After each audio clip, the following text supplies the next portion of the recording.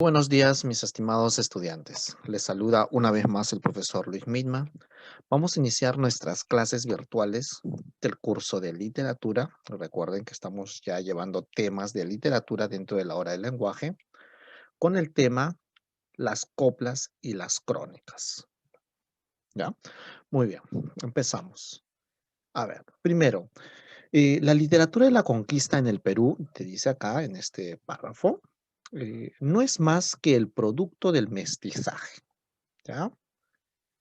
Es decir, la conquista en el Perú se resume a este proceso, al proceso del mestizaje. ¿Ya? Es decir, ¿en qué proceso se da el mestizaje? En la colonia. ¿Ya? El castellano y la cultura hispánica tuvieron que adaptarse a una cultura indígena. ¿Ya? Es decir, el castellano se adecua a la cultura indígena, en la que el idioma runasimi, que es el idioma quechua, no iba a dejarse vencer por el extranjero. Así los recién llegados solo pudieron adaptar sus formas a las ya existentes. Podemos decir que desde el primer momento la literatura peruana surge como un contenido y una esencia de mestizaje. ¿Ya? Entonces, la literatura de la conquista básicamente está resumido en el mestizaje. Es decir, el castellano se adecua a la cultura indígena, ¿no? Al idioma runasimi. Muy bien. A ver, vamos a conocer qué cosas son las coplas, ¿ya? ¿Qué son las coplas? Las coplas, las llamadas coplas, son los octosílabos, es decir, versos de 8 sílabas, burlones, con que los conquistadores buscaban rebelarse contra los abusos y aquellos que dirigían las expediciones de descubrimiento. Es decir, en las expediciones habían también esclavos, personas, siervos, ¿no? De los grandes empresarios que habían eh, creado o habían tratado de conquistar, ¿no? Los que hicieron la conquista del Tahuantinsuyo. Entonces, las personas que querían rebelarse, querían dar críticas, por ejemplo, al gobierno, de algunas fechorías que se cometían acá en América, ellos buscaban la manera de escribir. Es decir, las coplas fueron pequeños versos escritos en octosílabos, en 8 sílabas, en donde las personas se burlaban de sus conquistadores.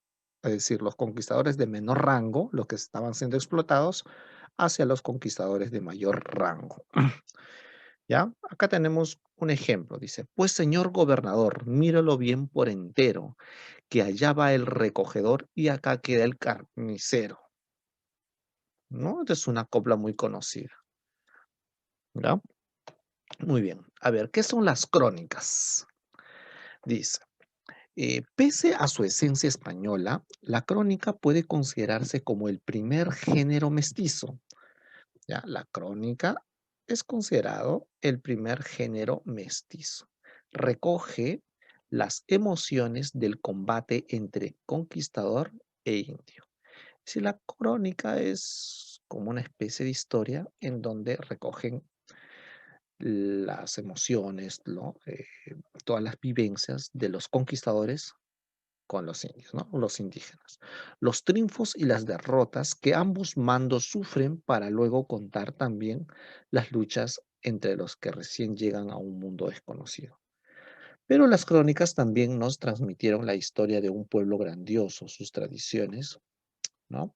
Entonces, las crónicas son textos, obviamente, textos narrativos, donde narran las vivencias, las batallas, ¿no?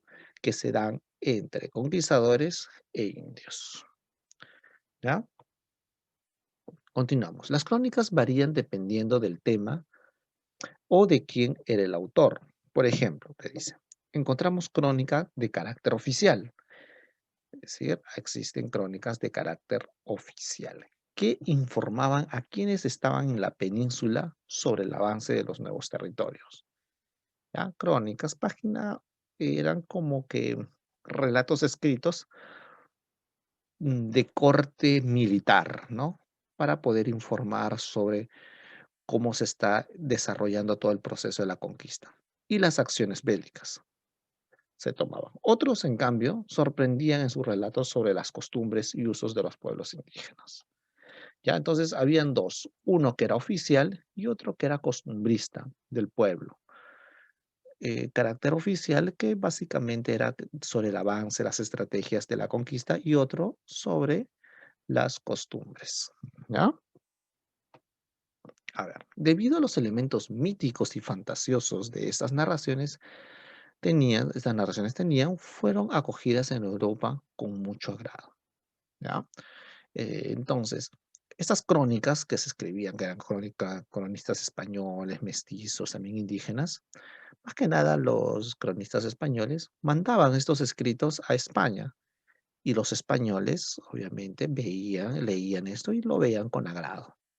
¿Ya? O sea, les gustaba ese tipo de lectura.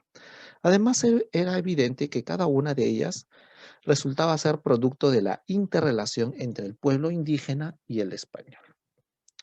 Muy bien, continuamos. Dice, si bien en un inicio las crónicas eran la especie narrativa por excelencia, muchos indicios al ser evangelizados aprendieron el idioma castellano y se unieron a la lista de narradores de la época de conquista de la colonia. ¿Ya? Muy bien, continuamos. Te dice, a ver, la clasificación de los cronistas. Vamos a clasificar. ¿Cuáles son estos cronistas? Tenemos los cronistas españoles, tenemos a pretoledanos, ¿no? Los pretoledanos, ¿no? Los cronistas pretoledanos. ¿Quiénes son los cronistas pretoledanos? Juan de Betanzos, ¿ya? Su obra es Suma y Narración de los Incas, esa es su obra. Acá tenemos a Juan de Betanzos y tenemos también a Pedro Cieza de León. Él es Pedro Cieza de León, ¿ya? Muy bien, continuamos. Ahora tenemos los cronistas toledanos. ¿Quiénes son los cronistas toledanos? A Sarmiento de Gamboa, él es Sarmiento de Gamboa, y Apolo de Ondegardo. Apolo de Ondegardo, ¿ya? Otros cronistas tenemos José de Acosta. ¿Quién es José de Acosta? Los post-toledanos, ¿no? José de Acosta. Cabello de Balboa. ¿Quién es Cabello de Balboa? Él es Cabello de Balboa. Fernando de Montesinos. Él es Fernando de Montesinos, el que acaba de aparecer. Y el último, que es Pedro, sí, Pedro Arriaga, Padre Arriaga, que es él. ¿Ya? Muy bien, esos son los cronistas españoles. Vamos con los cronistas indígenas. Tenemos a Guamán Poma de Ayala, nuestro cronista autóctono, ¿ya? Que él usaba básicamente también el dibujo para poder plasmar sus historias, sus crónicas, ¿ya? Obra literaria es Nueva Crónica y Buen Gobierno. Esa es su crónica, ¿no? Su obra literaria. Tenemos los cronistas mestizos, quienes es el Inca Garcilaso de la Vega, con su obra Comentarios Reales de los Incas, ¿no? Acá tenemos al Inca Garcilaso de la Vega, ¿no? Muy bien, continuamos. Vamos a hacer una breve referencia biográfica de Inca Garcilaso de la Vega. Ya vamos a conocer un poco sobre su vida. A ver, ¿quién fue Garcilaso de la Vega? Te dice, hijo de un capitán español, ¿ya? Del mismo nombre, y de la ñusta Chimpuc Oquio, ¿ya? Es decir, hijo de un padre español y una madre, una noble inca, una ñusta. Es criado en el Cusco, rodeado del ambiente incaico, ¿ya? Es criado en el Cusco, rodeado de un ambiente incaico. Parte a los 20 años hacia España, parte hacia España, los 20 años, para reclamar la parte que le corresponde de la herencia dejada por su padre. Va a España, obviamente, para reclamar su herencia, ¿no? porque es padre español. Hasta entonces había sido llamado Gómez Suárez de Figueroa, ¿ya? Es decir, no se le conocía como Inca Garcilaso de la Vega, sino como Gómez Suárez de Figueroa. Y para entonces él mismo se denominará Garcilaso de la Vega, claro, como su padre. Fracasa en su gestión y para sobrevivir ingresa en 1564 al ejército español hasta alcanzar el grado de capitán. Es decir, mm, no obtiene la gestión, o sea, la herencia de su padre, y para eso obviamente ingresa al ejército español, ¿no? Para poder tener un poco de dinero. Continuamos con la biografía. Dedicado a la historia y a la filosofía, luego de un retiro, muere en Córdoba el 23 de abril, ya, de 1616. Se dijo por las coplas y las crónicas mucho tiempo que el joven Garcilaso, dice, desheredado por su padre, se fue a España a reclamar algún beneficio por los servicios de su padre. Hallazgo del testamento del padre de Garcilaso hecho en el Cusco el 3 de marzo de 1559. Ha venido a demostrar la falacia de estas acusaciones. El capitán Garcilaso legó a su hijo 4.000 pesos, ¿ya? Para que fuera a estudiar a España, intuyendo su disposición intelectual. Ya, es decir, que su padre sí le había dispuesto, ¿no? Continuamos. Muy bien. ¿Cuáles son las obras de Garcilaso de la Vega, ¿no? El Inca Garcilaso. Diálogos de buen amor, León el Hebrero, ya, que es una traducción del toscano al romance castellano. Y tenemos la genealogía de García Pérez de Vargas. Y la Florida del Inca, ¿no? Del Inca Garcilaso. Son sus obras más reconocidas de Inca Garcilaso de la Vega. A ver, los comentarios reales, que también es otra obra más conocida. Vamos a conocer cómo está estructurado. ¿Qué características tiene? ¿Ya? A ver, los comentarios reales, dice, es un conjunto de relatos, o sea, varias historias y narraciones que el Inca Garcilaso recogió de diversas fuentes para plasmar en una primera parte sobre el origen de los incas, leyes, religión, gobierno, literatura, arte, costumbres y conquistas. ¿Ya? Tiene un lenguaje culto y refinado, es está muy bien escrito, exótico, mítico, tiene mucha ficción en muchos de los comentarios. ¿Ya? Muy bien.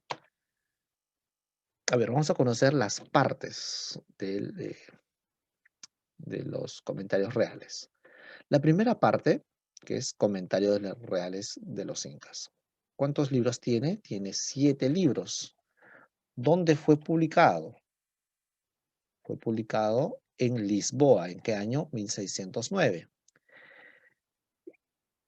¿Qué es lo que explica? Te dice acá. Explica el origen del imperio incaico, literatura, sociedad, arte y recogen las leyendas.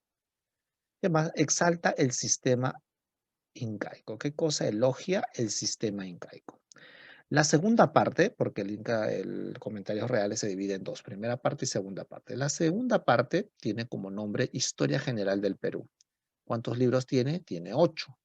Fue publicado en Córdoba en 1617.